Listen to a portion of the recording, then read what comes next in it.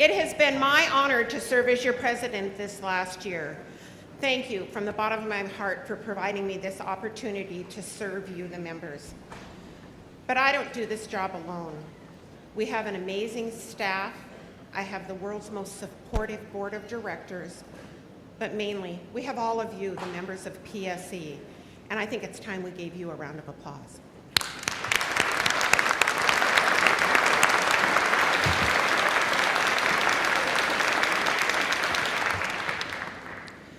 You're the first responders in your chapter. You're the ones that are the boots on the ground. You're the ones who take the little teeny complaint and prevent it from ending up in court as a big problem. You're the ones who are the first face that the members see. You're the real person that goes with the union for our membership. And I want to thank you for that. I don't think you're thanked often enough. When I ran, I said I wanted to give each of you a stronger voice, not only in your union, but in Olympia. We become stronger when we hear from everyone.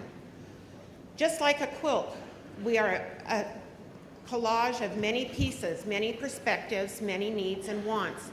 And by getting out and hearing from you, we can serve you better. We need to know what your vision is for PSE.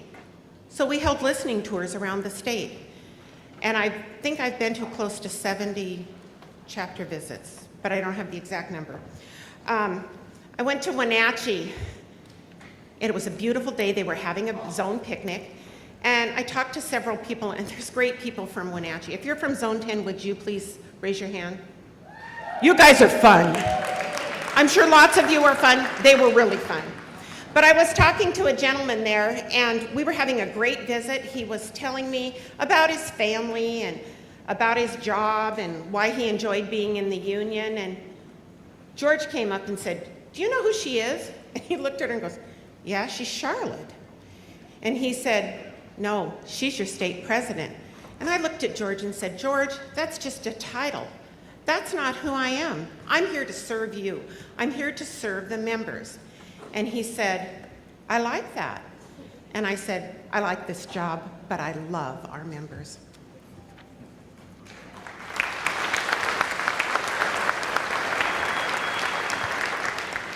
We heard that you wanted more training and more professional development. We've hired someone to work in that department as our education and training manager.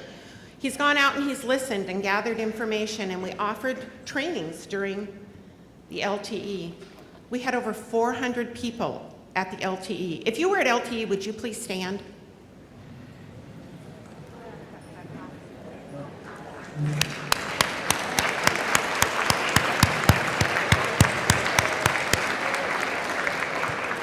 We really appreciate your dedication and your support to our union.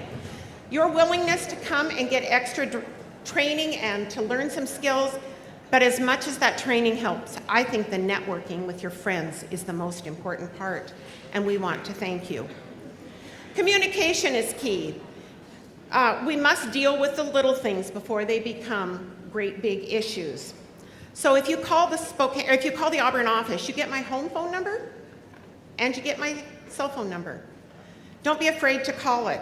I said to my husband, "Are you sure you want me to do that?" He said, "If you're going to do this job, woman, you're going to do it right." And my husband is as shy as I am loud. But he's turned into a great personal assistant. He relays messages, he tells you where I'm at and gives you my cell phone number, and he's just so supportive, and I really appreciate that. But he's right. If I'm going to do this job, I'm going to do it right. Well, we recently had some big wins in Olympia with the signing of the McCleary bill that will finally meet the responsibility, the paramount duty of the state of Washington, which is to fund public education completely. We also had the paraeducator bill signed this year.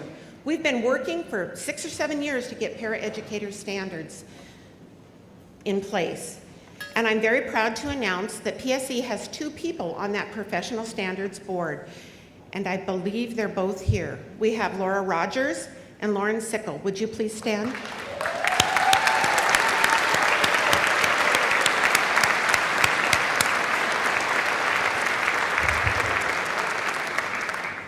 This will provide the professional development that we need to better serve our students. That's what we want to do, is be the best paraeducator we can be.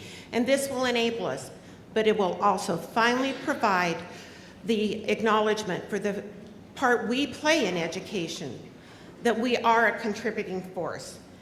And we finally, after 21 years of fighting, and I have to tell you, I only fought for 16. Doug fought for 21 years. We are now going to be able to be on the state insurance. It's going to be a big difference.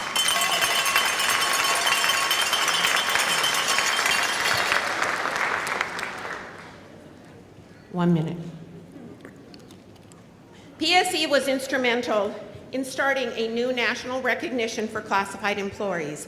It's called the RISE Award, which stands for Recognizing Inspiring School Employees. It's a national award that was awarded in Washington, D.C. 5 people received this award, only 5 people. And I'm proud to tell you that PSE had one of those 5 people, Jamie Manchester from our Davenport chapter. Jamie works there and has worked at Sprague Lamont, and she saw that these kids in these rural communities are not able to keep up because a lot of their families don't have any technology. Jimmy took it upon herself to write grants to get Chromebooks for all of her students. And then she taught them how to use them, because as you all know, the beloved state testing is now online.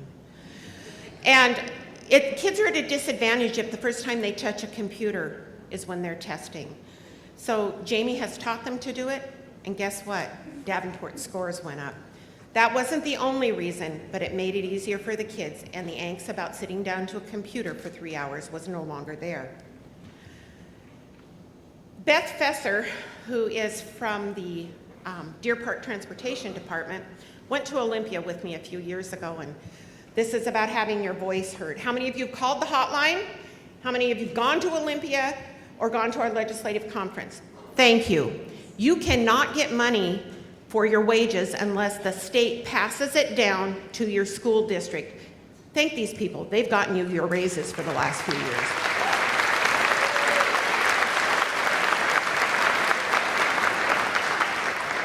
So Beth was with me, I think it was 6 or 7 years ago, and we were fighting for insurance. And she wasn't sure she really wanted to do this, and she had the tools. We knew she could do it. She did it, and she liked it. And then she came back again, and back again. Then Beth joined the Legislative Council. Then in 2015, Beth was our Legislative Member of the Year. Beth was not afraid to step out of her comfort zone and try something new to advocate for her fellow union brothers and sisters.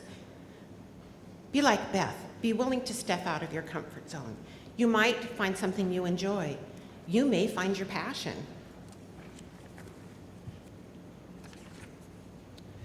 Our union is currently under attack. You heard about the Janus decision and the possible right to work. We are going to need each and every one of you now more than ever. We must stand together. We must be strong to protect workers' rights, and we must have everyone's back. My goals are the same this year as they were last year, which is to listen to the members, to increase communication, to educate, activate, and empower our members to be the best individuals they can be in the union and in their personal lives. I will continue to go out and meet you in your chapters and your zone events. Please give me about a month's notice because I schedule out quite a far away if you want me to come to something. But if you have an emergency like we had in Mill A, I'll drop everything and be there. But I have to know about it to be able to be there. This year, the board has taken huge steps, and we've had some professional developments. And we came together in March and created new goals for our union.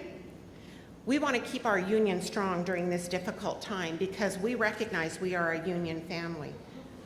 And we know that it's going to take each and every one of us. And so at this time, I ask you to applaud our board of directors because they give their heart and soul.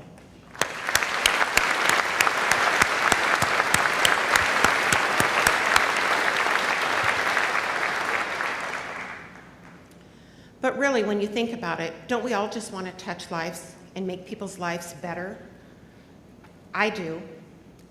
The best thing I feel about a union is the sense of family that we have and that we have each other's backs. I have a friend, Laurelyn, who was very instrumental in getting me involved in the union. And one year in March, her husband had to have a heart transplant. It was devastating. And she came back to school in the fall, found out they'd cut her to 3.5 hours. Do you know what that means? It means no insurance. She's now not only the sole breadwinner, her husband's just had a heart transplant. They don't have medical insurance. So I gathered 3 other paraeducators and we went into the superintendent and said, you can't do this to her. And they said, well, we had to make the cut somewhere. And so all 4 of us volunteered to give Laurelyn an extra hour, or extra half hour, would bring her up to 5.5 hours. The principal said, or the superintendent said to me, you don't need to do that. She only needs a half an hour.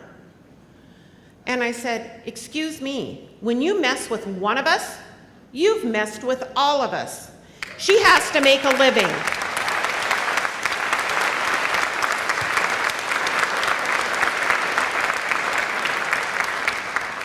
I was the one who got to tell Laurelyn that her hours had been restored and that she would have insurance.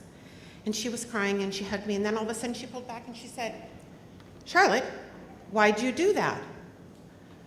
And I told her, I said, I told the superintendent that you can't attack one of us without attacking all of us. We stand up.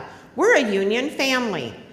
And that one event changed the whole attitude about union in Rosalia, because I let everybody know they were willing to cut her even though her husband had had a heart transplant. Rosalia is a strong union. When they did the demographics, 93% of us are very active. Granted, it's a union of 17, but we're very active.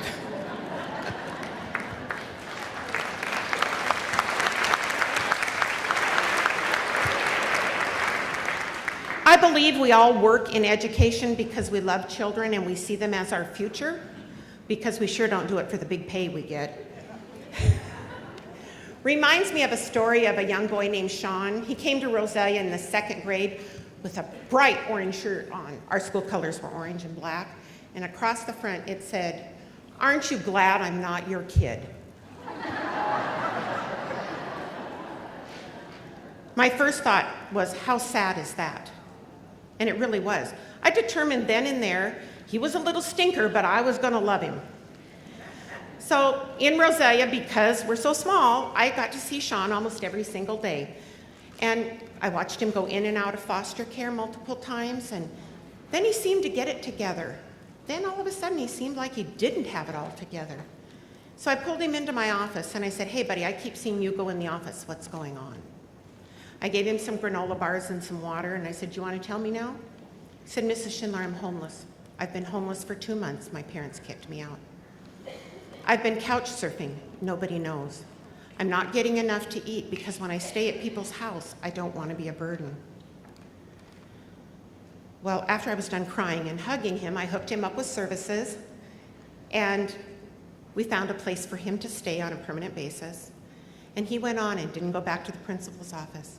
Proud to tell you he graduated, he got married, I was invited to the wedding, he's a certified welder, and he has 2 little boys of his own, and he's the perfect definition of a great dad.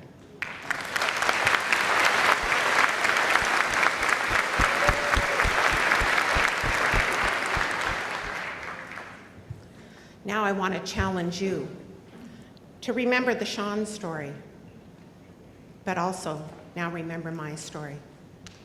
This is really hard for me to do. When I was 11, my mother died. Let's just say my home life was no longer safe and anything but happy. I'd go to school, it was my only safe place. I hated weekends. And the gals on the playground gave me the extra hug. I didn't know at the time they were paraeducators. And the lunch ladies put a little extra food on my plate because I was losing weight. And the teacher gave me an extra hug. They filled my cup, just like Sean. My cup was empty. So now my request of you is to remember the Sean story.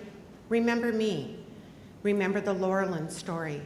Reach out, touch a union member every day, make their life better. And please love a child each and every day.